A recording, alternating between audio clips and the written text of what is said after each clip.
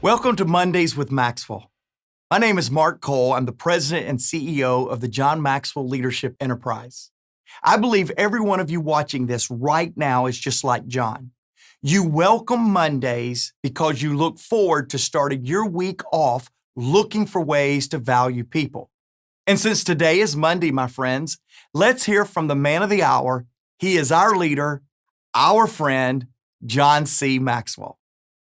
Hi, John Maxwell here. I'm so glad you're with me on Mondays with Maxwell as we continue our Best Advice series. I'm having a blast just sharing with you. In fact, let's just do a quick review. In the last few weeks, we've given some advice such as always bring something to the table. People need recognition, so give it to them very freely. Humility is a most important quality in a leader's life. It's essential for leadership. That was from Ed Bastian, by the way, CEO of Delta. Control your destiny by controlling your dollars. You're only as good as your last book. And in a moment, I'm going to give you some advice from Cathy. But Andrew Manzano, who is, this is his studio. He's one of our John Maxwell team coaches, and we do virtual stuff in here all the time. Andrew reminded me last week on Monday with Maxwell, I didn't give any Andrew advice, and you're probably mad at me because you're already loving that humor of his. And so I'm going to make up for it today since I didn't get one last week. And by the way, I forgot, okay? But it's okay. I'll give you two Andrews today, okay? This will just probably put you under, okay? Okay, this is one. This is from Andrew. Advice from Andrew. If you get handed the camera every time a group picture is being taken, either you're a good photographer or you may be the ugly one in the group. Okay. Oh, shoot, that was good. And by the way, if you hear any snickers going on in the studio, it's because I have some of my John Maxwell team coaches in here. In fact, you're going to meet one of them here a little bit later in our teaching. So if you hear any noise like that's just our John Maxwell team coaches, which I dearly love, okay? Oh, here's one more. Okay, the second Andrew advice. Now, Andrew, you ought to be pleased. I'm doing two now, so we're catching up with you. By the way, I didn't even realize I didn't use Andrew's advice last week. He came to me and told me, he said, John, that last lesson wasn't as good as the previous lessons because you didn't have my advice in it. And okay, here we go. My grandpa used to say, when one door closes, another one opens. Lovely man. Terrible cabinet maker. Okay, we just love, Andrew, we do really, truly love your advice. The only thing better than your advice is your technology ability and putting together fine work for us in the studio. So thank you very much. This week, advice from Cathy, CEO of Chick-fil-A, longtime friend. I shared with you in a previous lesson that Ed and Dan and I were playing golf, and I asked them, I said, I'm doing my Mondays with Maxwell now. And the reason I had to make sure they knew it was Mondays with Maxwell is because when I started asking questions, Ed Bastian looked at me, and I'm starting to get my iPhone out, and he said, okay, John, you're starting to write a book and not play golf, aren't you? And so I said, no, this isn't about writing. This is about Mondays with Maxwell. And I looked at Dan, and I said, what do you think is the best advice for a leader today? And Cathy gave some, well, I'm going to give it to you right now. Cathy said leaders need to be self-aware and situationally aware. And so for a few holes on the golf course, I had a mentoring lesson and advice from a very good leader all about awareness, self-awareness and situational awareness. In fact, I came away from our time together and I went to a book that I wrote a few years ago called No Limits. And the reason I went to that book is because basically the thesis of that book is that if you grow in your awareness and if you develop your abilities and if you make the right choices, you got that? Grow in your awareness, develop your abilities, make the right choices, you can reach your capacity. Well, the advice that we're talking about and our Mondays with Maxwell it's all about capacity. It's all about how can we reach our potential. Well, I thought about the No Limits book and how that awareness is so important in your life. I mean, let's face it, you can't fix what you're unaware of. And that reminded me of one of my laws of growth in the 15 Laws of Growth book, which says, it's the law of awareness, by the way, that you must know yourself to grow yourself. And then I began to think about my life and my leadership and the misses that I've had in what I've attempted to do. Because I've had some hits, but I've had some misses. And not all of the misses I've had, but most of the misses have been misses because I assumed something that I just really didn't know. In fact, I look back and I think maybe the mother of all mess ups in leadership is assumptions. That we begin to assume things. That's why I say to leaders all the time, you need to find your people before you lead your people. The first responsibility of the leader isn't to lead others. We got to find them first. But let me say this. I got to find myself before I can lead myself. And I've got to certainly find myself. I've got to be self-aware before I can be situationally aware. I've got to be able to understand me before I can understand you, and I got to be able to understand both of us so that I can understand the mission that we're really trying to accomplish. I can still remember, now my background, as you know, I was a pastor, and I have a degree in counseling. I can still remember in my early years when I did counseling, I wasn't any good at it at all. I wore myself out. I wore the people out. It was terrible. And then I had somebody walk into my life and just absolutely turn the light on for me. I was unaware that counseling wasn't my gift. I was aware that I wasn't good at it. I was aware that it was exhausting me. And they walked into my life and they said, John, you should be an equipper, not a counselor. And then they defined the difference. An equipper works on the strengths of people. A counselor works on the weaknesses of people. That changed my life. That person helped me become self-aware. By the way, I don't think there's such a thing as self-awareness. I think the awareness that I have that I didn't have before is not because all of a sudden I became brilliant. I think it's because somebody loved me enough to come alongside of me and help me with my blind spot. After all, they are called blind spots. So let's talk briefly about self-awareness. Albert Einstein said, once we accept our limits, then we can go beyond them. But we can't go beyond our limitations until we accept them. And let me just say this, we can't accept them until we know them. A few years ago on our exchange, every year through our John Maxwell company, we do an exchange event for leaders, and we do a different city, and we give them leadership experiences. It's a phenomenal leadership time. And we were in San Francisco, and we were listening at that time to Liz Wiseman, who wrote the book Multipliers, and she was talking about how we have gifts and tendencies that multiply our effectiveness. And so she was talking about the multiplying effect. And as she was going through her teaching, I was so excited because I thought, oh, I do that well. And oh, I do that well. And yes! And I was just giving myself 100%. In fact, when she finished with those multiplying tendencies of great leaders, I just want to stand up and say, you can take my picture. You can take my picture. You've just described me. And then the table turned. And she said, with every multiplying strength of a leader, there is also an accidental diminishing quality in their life. I thought, oh my gosh, okay, what does she mean by that? And then she began to explain. She said, if you're a person with optimism, you give you great hope. I'm that kind of a person. She said, the diminishing quality there and tendency is that you ignore people's struggles. And so that you give them boundless enthusiasm without acknowledging their struggle, and they just drowned in your words. I thought, oh my gosh, okay. I failed that one. And then she went on and she said, well, let's talk about the pace setter. Oh, that's who I am. I'm out in front. We're running the race. I'm setting the pace. And she said, if you're a pace setter, the diminishing tendency is that you're going to constantly leave people behind you. People give up because they can't keep up. She hit me again.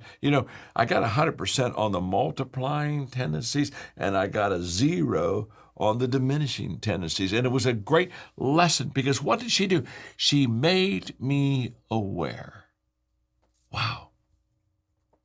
I think COVID-19, because of the crisis, has brought an awareness to us. One of the things I tell leaders all the time is when difficulty and crisis comes, you're going to very quickly on your team separate the players from the pretenders. That's what happens. And what I really want from Dan Cathy's lesson to all of us today is to help us understand this awareness. Now Dan is like myself. He's a person of faith. And so when I said, okay, to stretch out self-awareness, stretch out situational awareness, he referred to an Old Testament story of Joshua, who had the privilege of leading the children of Israel into the Promised Land. And Dan said, you talk about self-awareness and situational awareness. He said God spoke to Joshua one morning and said, Moses, the leader that you've had for all these years, is dead. And Joshua was the heir apparent. He was going to be the next leader of the children of Israel. And it's like, okay, here comes reality, okay? And reality is you've had 40 years of wandering in this wilderness. You have a whole bunch of past failures in your life, and Big Mo died. And now all of a sudden, you're in charge of this situation. And in fact, he said, I want you to get going. In other words, get going? In other words, do what Moses was unable to do? You mean do what the Israelites were unwilling to do? You want me to get going? And this became a testing time in Joshua's life. Now, by this time, as we're playing golf, Dan and Cathy is just in a real kind of like Old Testament teaching mode. And he said this was Joshua's testing time as leader. He had to be self-aware of who he was, and he had to be situationally aware of what he had to do to help the children overcome a past failure that they had lived with for 40 years. Now, I'll come back to that in a moment. But here's the question I have for all of us. Is my inside strength greater than my outside challenges? In other words, am I bigger on the inside than I'm on the outside? And if you'll just give me a moment, I could talk about faith, but if you're not a person of faith, you know that doesn't matter to me. You're my friend. I love you unconditionally, okay? But how about your values? You see, for me, I have faith, God, and I have values. It's called double strength core for me. You see, an empty bag won't sit up straight. Never has, never will. You put an empty bag outside, it falls over, a little bit of wind, and it's gone. And people without values or faith, they have a tendency to be empty. And we need to be filled. And Dan said that day, Joshua needed to be filled. His bag needed to be filled so that he could have the self-awareness and the confidence to say, I can do this, and he can have the situational awareness to lead the children of Israel to say, we can do this. And so now, if you'll allow me, out of the message, I'm just quoting just a couple of things out of the Old Testament. These are the words of God to Joshua. I'll be with you. I won't give up on you. By the way, as I give you these words, just think how they must have filled Joshua on the inside. I'll be with you. I won't give up on you. I won't leave you. Strength, courage. You're going to lead this people to inherit the land that I promised to give their ancestors. Give it everything that you have, heart and soul. Have strength, have courage. Don't be timid. Don't get discouraged. God, your God, is with you every step of the way.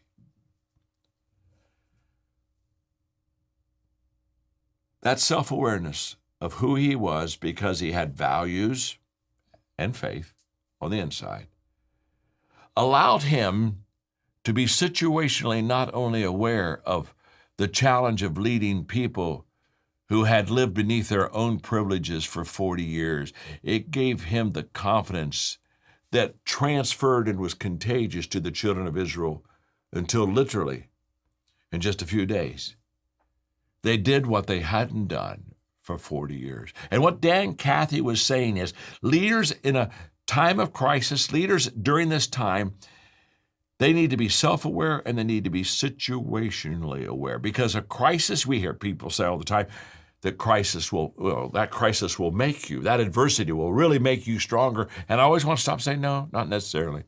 Makes a lot of people weaker. Makes a lot of people give up. You see, an adversity crisis, it doesn't reveal who you are. Or, a crisis doesn't make you better. Adversity doesn't make you stronger. It just reveals who we are. Again, my friend Ed Bastian said when we were talking about values, Ed said to me, he said, John, when COVID-19 came, it was too late to get your values. You had to have them on the front end. So when the difficult time came, you could stand, you could be strong.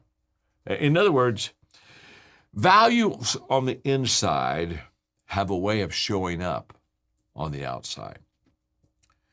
Cathy that day was teaching me, as I'm passing it on to you, that leadership really is successful when we are self-aware of who we are, because we have good stuff on the inside that allows us to be situationally aware and meet the needs of the people. Let me tell you a closing story about Dan. It was that same, no, it wasn't the same day. I started to say it was the same day. It was another day that Dan and I played golf. Okay. We were at my golf club, and we were going to have lunch before we went out. And so I took Dan over to a really nice buffet that they have every noon at lunch. And I said, we can order off the menu or you can have the buffet. He said, oh, this looks good. And so I said, well, go first. I mean, I'm the host, go first. And so he, filled his plate up and went over his table. And so now I'm going through the buffet, filling my plate up. And while they're doing that, I noticed that Dan's back over and he's standing beside me. And I looked at him and said, oh, I'm sorry, Dan. I said, here, did you forget something? And because I was going to let him back in and, maybe there was something he wanted to pick up that he didn't get the first time. He said, oh, no. He said, I'm good. He said, I'm just waiting on you. I said, okay. And so when I filled my plate up, I turned around to just take it, walk it over to the table, and there's Dan with his hands out like this. And I just handed him the plate because that's what he wanted. He turned around, took the plate over and set it there at my part of the table, place of the table, pulled my chair out, had me sit down, pushed the chair in, got the napkin, put it on my lap, sat down, and we started to eat. Now, don't miss this. Chick-fil-A is known for the culture of serving, of adding value to the customer, my pleasure.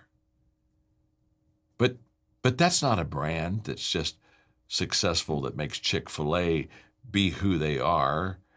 You see, it's who Cathy is. Don't miss this. And in fact, sometimes people come to me and they say, well, help me with branding. And I say, well, I'm probably not really good with that. We got a lot of people, the John Maxwell Company, that are good with that, but it's really not who I am. I'm not that good. But I do say this to them. Why are you so concerned about branding? Why don't you just get good? Because if you're good, then the brand will really work. But if you're really not good, that brand isn't good enough to pull you through and keep the customer happy. You see, Dan lives what his company advertises. It's in him. It's who he is. It makes him authentic, but it also makes the message of his organization authentic. And I think that's kind of a huge advice for me. I think it's huge advice for you. And very simply, are we living out our message that we advertise that we are? So that day, on the golf course, Cathy just simply said, hey, if you want to lead well during this time, be very self-aware and be situationally aware. We can do those two things, we'll succeed. You can just bank on it. And let me just share something else with you. I have a John Maxwell team member that I want you to meet. And you will be greatly encouraged by what this person is doing and what this person is learning and how it's helping them become better. And the reason that I want you to listen to them for a moment with me is because I think that some of you are just like that person. And you might say, hey, I'd like to be part of the John Maxwell team. I sure would love to have you be part of our family. Thanks for being with me today on Monday with Maxwell. Now listen to one of our coaches. Hi, John Maxwell here. I'm with one of our John Maxwell team coaches. Her name is Tessa, and you're from Canada, right? I am. What yes. part of Canada? Ontario. Ontario, Canada. And Tessa has a wonderful husband and 2 children. Mm-hmm. And when did you become a John Maxwell team coach?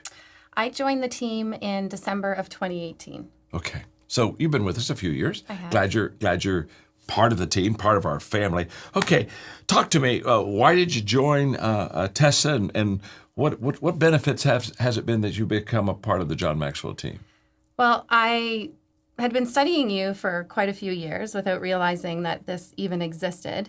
And in 2018, I picked up the 15 Invaluable Laws of Growth, which is the best book, and everyone needs to read it, by the way, because it changed my life. Thank you. And when I read that book, at the back, there was an invitation to join the team. And so I was like, what is this team? And I went to your website and I discovered the John Maxwell team. And I reached out to someone who I had met a year ago to say, tell me a little bit more, and should I join? And after a brief conversation with him, I decided it was the right fit, and I jumped in, and here I am. And has it been a good experience for you? It has changed my life. I mean, when I say that, I'm not exaggerating. It completely changed my life. I, learned so much from you and from our mentors. And so I am now, shifted my focus working with teams and organizations, which I've always wanted to do, but never had, the bravery to go and do it or the courage to go and do it. But the team allowed me to do that. And Tessa, you shared with me earlier that you're an entrepreneur and a business lady, and now you're full-time as a John Maxwell team member, and that means you're consulting with companies, right? I am, yeah. I was working mainly with entrepreneurs when I started. For about 6 years, I was doing that. And when I joined the team, I really wanted to work with leaders and organizations. And as I said, I just didn't feel like I was worthy or I was able to do that. And by leaning in and just being a part of the team and growing and taking risks and jumping and, as Chris always says, learn a little, do a little, I really grabbed on to doing a little. And it led me to working with teams and organizations, and I'm able to make an impact in their organizations. This is so exciting. And the reason I wanted you to meet Tessa is because I have a feeling that some of you are just kind of like her. You're already doing well, but you would really like to make a difference in people's lives. And when Tessa joined our John Maxwell team, she got into an environment that gave her confidence, would you say, that gave you kind of that push that you needed with good training, with maybe even a good name, John Maxwell. Did that work for you? The best name, actually, yes. And has it opened some doors, being a John Maxwell team certified coach? It has, yeah. It definitely, your credibility and the value that you bring to the leadership world and to the business world in general, right? It's really helped me to grow and learn. And our mentors, as I said, are, I think, the most amazing in the world. And so being able to use that to help me has been incredible. Tessa, you make me proud. Thanks so much for being part of our John Maxwell family, John Maxwell team. I sure would love to have you join our team too. So now we see there is good advice and Andrew advice. Let's call that unadvice. I hope you've enjoyed today's Monday with Maxwell Lessons. What's some good advice or some unadvice you've received? Let us know in the comments. And what can we say about our John Maxwell team members? Every day, they look for ways to lead in and live out Maxwell leadership principles and philosophies. We're so grateful for the John Maxwell team. Each week, we'll feature a member or mentor from our team who will share their story and their journey with you. Why?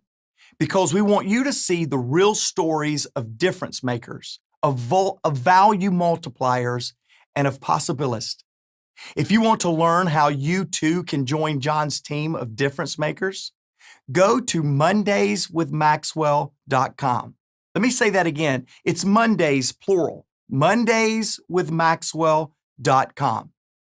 Let us know how you saw Mondays with Maxwell and how you want to make a difference. Thank you again for watching today. We'll see you next week for another episode of Mondays with Maxwell.